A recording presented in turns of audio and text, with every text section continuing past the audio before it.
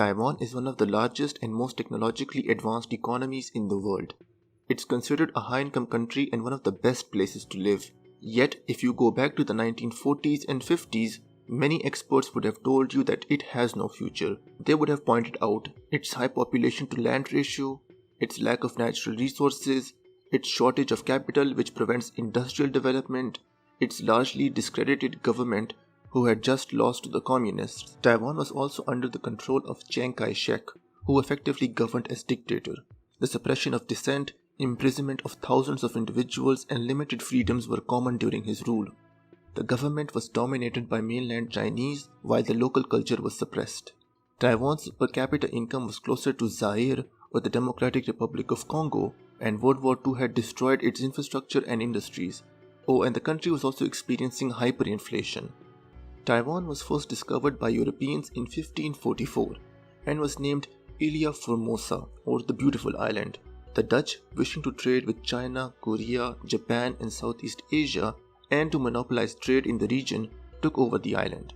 Realizing the potential of sugar, they developed the industry, rapidly increasing production on the island, resulting in a tenfold increase from 1636 to 1660. It became the island's primary export. The Dutch also encouraged immigration to the island to increase the labor supply and grow the economy. The Dutch were removed in 1662 by a Ming loyalist. He briefly ruled the island as an anti-Qing independent country, conducting trade with other powers like the UK and Japan. The kingdom also conducted land reforms to stabilize the island's food supply. However, the Qing soon took over. Compared to the Dutch, the Qing weren't interested in the development of the island. Still, establishment of irrigation systems and other projects helped increase agricultural production, leading to a surplus. Rice thus began to be exported to the mainland, growing the economy. After 1858, pressure from the West led to the opening of trading ports, growing exports. The island came under Japanese occupation in 1895 under the Treaty of Shimonoseki. The Japanese viewed Taiwan as a colony that would fuel the economic development of Japan. The motto at the time was Industry for Japan, Agriculture for Taiwan. They further developed agriculture and increased rice production by introducing new seeds and technology. Taiwan thus became a rice exporter to Japan, and sugar was replaced by rice as the largest export. The Japanese also wanted to use Taiwan for propaganda purposes and showcase to others the benefits of being ruled by them.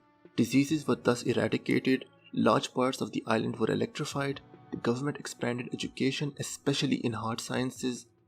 The railway network was also expanded from 50 kilometers to 500 kilometers. During World War I, light industries on the island began to develop, and after 1930, industrialization was encouraged, resulting in the formation of textile and chemical industries. Taiwan was transferred back to China after World War II. During the war, its infrastructure was damaged and economic activity slowed down as it was dependent on the Japanese market. Taiwan also suffered from the Chinese hyperinflation as the government had printed a ton of money when it was at war with Japan. After 1949, the Kuomintang, near defeat, moved to Taiwan to escape the mainland. 2 million soldiers, along with party loyalists and citizens who feared communist rule, escaped with them. They made their capital in Taipei and established control over the island. Taiwan was not in good shape in the 1940s and 50s. The first priority for the government was to fix the hyperinflation plaguing the nation. The government introduced a new currency called the New Taiwanese Dollar. Aid from the US also helped the government stabilize its finances. After stabilization, the government conducted land reforms supporting farmers. The government rapidly increased agricultural production and increased the income and savings of farmers. The government's initial industrial policy was import substitution, meaning high tariffs were placed on imports. People needed licenses to import goods, and everything that could be imported was encouraged to be made locally. This was done to protect small industries from foreign competition. This policy, however, was short-lived as the government changed strategy to export-oriented growth. The government set up special economic zones on the island to attract foreign investment.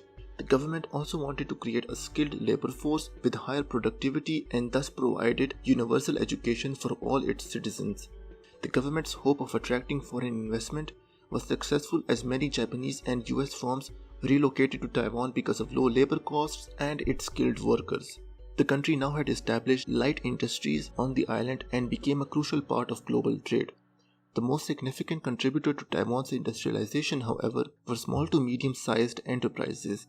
These were largely family-owned businesses who established themselves by getting credit from family or social circles and doing contract work for foreign firms.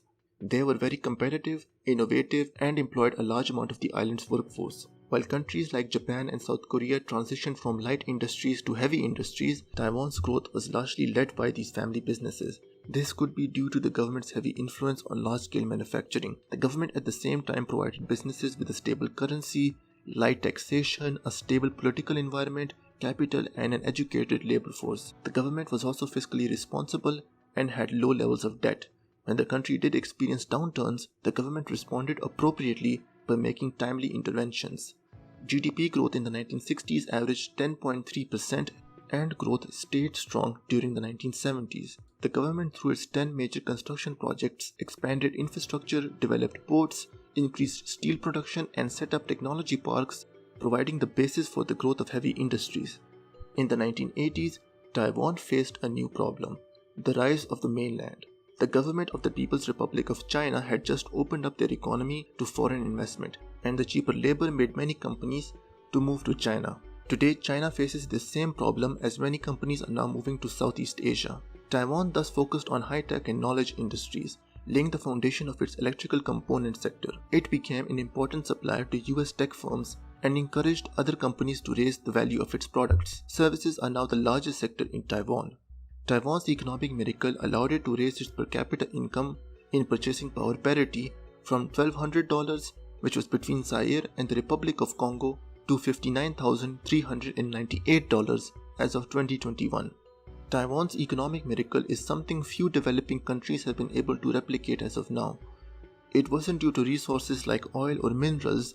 It was due to prudent management of the economy and investing in the people of Taiwan. It took advantage of its situation to become an attractive destination for foreign investment and became an export-oriented economy. When that stopped working, it transitioned to a high-tech advanced economy and continued to prosper. It is a great example to other developing countries that it doesn't matter how bad your situation is, you can still come out of it and enter the list of developed countries.